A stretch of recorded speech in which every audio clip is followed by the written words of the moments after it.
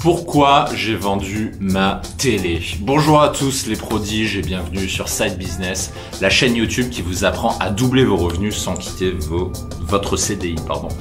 Et aujourd'hui, on va parler de la télévision. On va parler de cette merde, de cette boîte noire, de ce truc dont je me suis débarrassé il y a déjà plusieurs années. Il y a plusieurs années, j'avais fait le choix de jeter par la fenêtre ma télévision. Enfin, pas jeter par la fenêtre, je l'ai revendue plus exactement. Je m'en suis débarrassé et je ne m'en porte pas plus mal. Et il y a beaucoup de gens qui me demandent « Putain, mais Mike, comment tu fais pour vendre ta télé?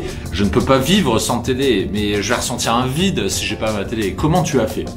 Et c'est ce dont je voudrais vous parler aujourd'hui. Je voudrais vous montrer que vendre votre télé dès aujourd'hui, vous pouvez le faire aujourd'hui, va vous économiser du temps, mais aussi de l'argent. Vous êtes gagnant, sur les deux points et on va en parler aujourd'hui.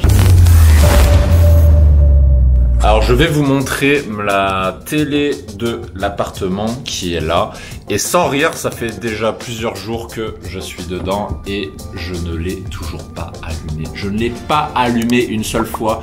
Je n'ai même pas eu la curiosité de voir ce qu'il y avait sur les chaînes américaines et à vrai dire, je m'en bats les steaks. J'en ai même deux des télés.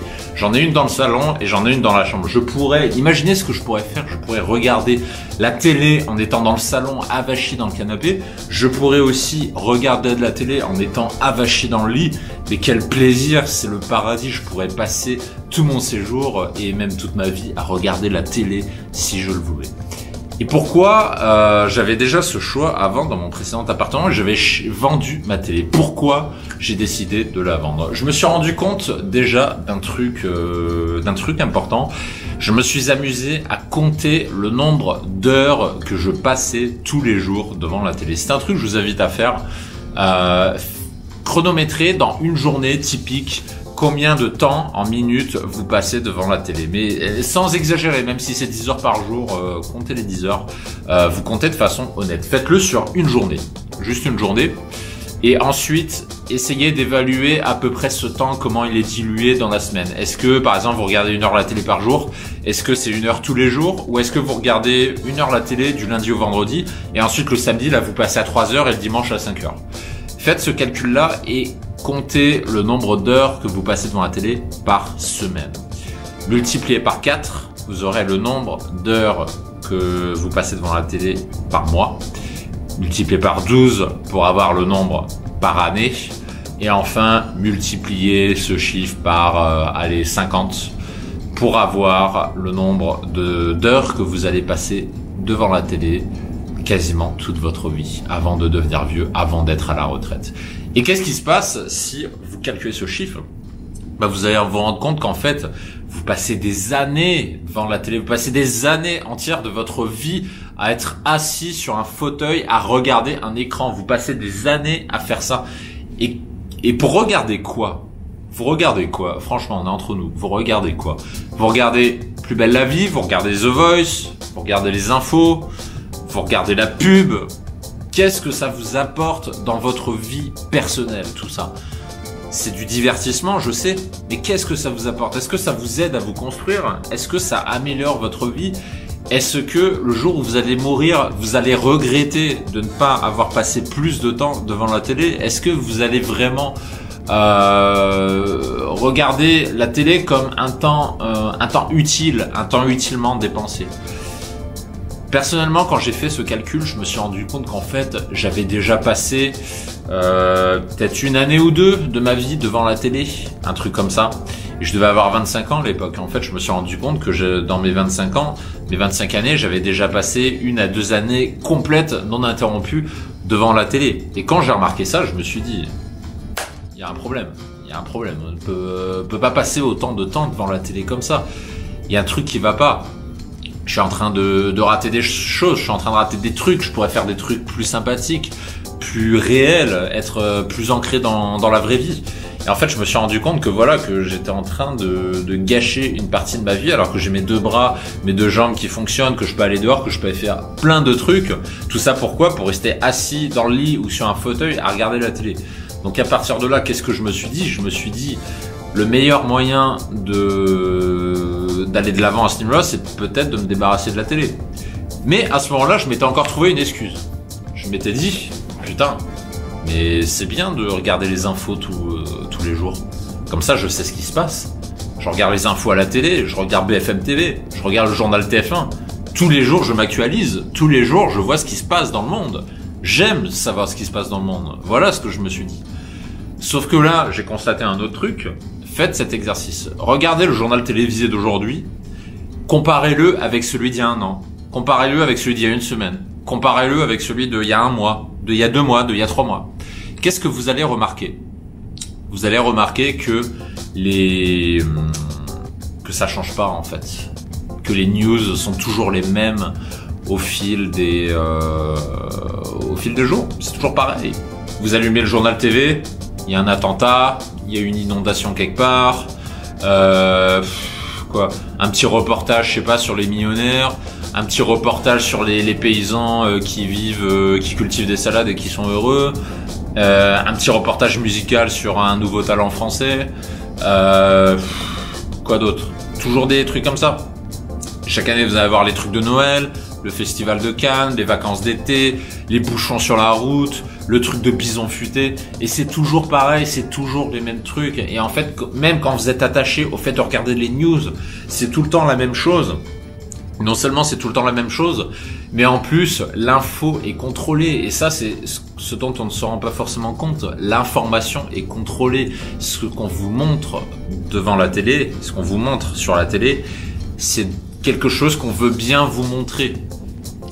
Quand on vous bassine toute une journée, je sais pas, sur l'élection présidentielle américaine par exemple, ou sur les gilets jaunes, et qu'en parallèle on ne vous parle pas de toutes les autres vraies catastrophes qui se passent dans le monde entier, qu'on ne vous parle pas des problèmes du système bancaire, des problèmes du système financier, on ne vous parle pas des crises à venir. Il y a plein de sujets très importants dont on ne vous parle pas. On ne vous parle pas non plus de catastrophes climatiques, on ne vous parle pas d'action.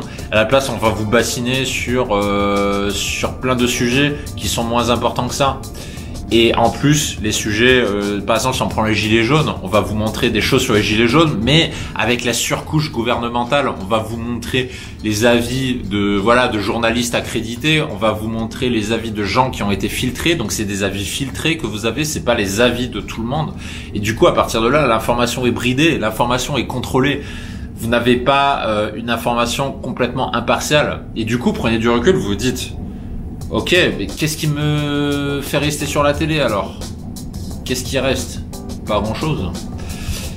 Et ça, c'est pour la partie perte de temps. Et je vous avais promis de parler de la partie perte d'argent. En quoi ça vous fait perdre de l'argent, la télé? Je vais pas parler de consommation d'électricité. Je me suis pas amusé à calculer, mais ça doit être assez dérisoire par rapport à la consommation annuelle de votre logement. Par contre, vous payez la redevance télé, qui est quand même pas négligeable, elle est quand même dans les 180 €, un truc comme ça. Est-ce que cet objet noir qui trône dans le salon vaut vraiment 180 € par an? Alors que vous pouvez remplacer cet objet par plein d'autres choses. Vous pouvez utiliser cette merveilleuse invention qui est Internet. Internet qui vous permet de regarder des chaînes comme celle que vous êtes en train de regarder, comme celle de Side Business. Parce que si on voulait tourner des vidéos comme ça sur la télé, on ne passerait jamais à la télé. Et sur Internet, vous avez ce pouvoir. Vous avez ce pouvoir de choisir l'information. Et en plus, c'est de l'information gratuite. Vous ne payez pas de redevance audiovisuelle pour payer ça. Vous payez uniquement en perdant un petit peu de temps en regardant des pubs, mais par contre c'est des pubs par rapport aux vidéos que vous regardez, alors que la taxe audiovisuelle c'est une taxe forfaitaire que vous payez, mais vous ne savez pas vraiment comment elle est dépensée. Elle est dépensée pour tout un tas de trucs, tout un tas d'émissions télé que vous n'avez pas forcément envie de payer, mais pourtant qui sert à ça. Et du coup, quand vous additionnez ces deux facteurs, perte de temps, perte d'argent, se pose vraiment la question, à quoi ça sert de garder ma télé? Et quand j'ai fait ce constat il y a quelques années, j'ai décidé de la vendre. Et qu'est-ce qui s'est passé après quand je l'ai vendue? Est-ce que j'ai senti un vide existentiel dans ma vie? Est-ce que je me suis dit, ah tiens, quand je rentre chez moi, je peux plus allumer la télé, il y a plus le bruit là au fond de l'appartement, je vais me sentir oppressé? Non, je me suis même pas dit ça. J'ai simplement remarqué que mon esprit, il s'apaisait tout seul en fait, parce que j'étais moins surchargé d'informations.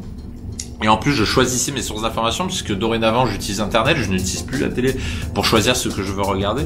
Et du coup, j'ai un esprit qui est allégé, j'ai un esprit qui est frais, j'ai un esprit qui est moins, qui baigne moins dans un surplus d'informations dont j'ai pas forcément besoin. Et du coup, je respire mieux chaque jour grâce à ça. Je me sens beaucoup plus libre, je me sens beaucoup plus frais.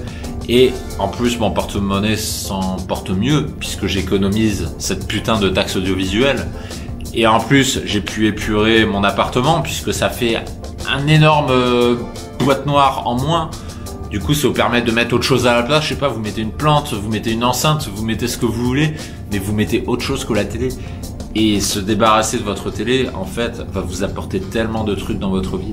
Mais ce que je voudrais que vous fassiez, c'est de faire cet essai.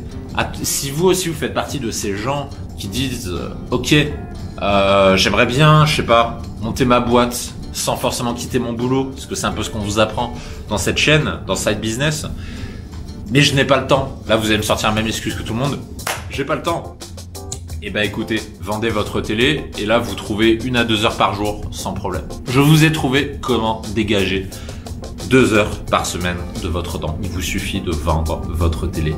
Et à ce moment-là, vous n'avez plus d'excuses pour ne plus trouver le temps de mener vos projets à bien. J'espère que cette vidéo vous a plu. Vous souhaitez bénéficier de nos conseils privés qu'on ne donne pas sur YouTube, mais également être tenu informé de la sortie prochaine de nos formations pour vous apprendre à multiplier vos revenus, à doubler, à tripler vos revenus sans être obligé de tout plaquer, de quitter son boulot et de vous mettre en auto-entrepreneur et de prendre tous les risques possibles imaginables, de faire un prêt à la banque pour mener à bien votre projet. Et ben sur ça, on peut vous aider parce que moi et John, on l'a fait. On est auto-entrepreneur. John est dans l'immobilier. Moi, je suis dans la photographie, dans le coaching.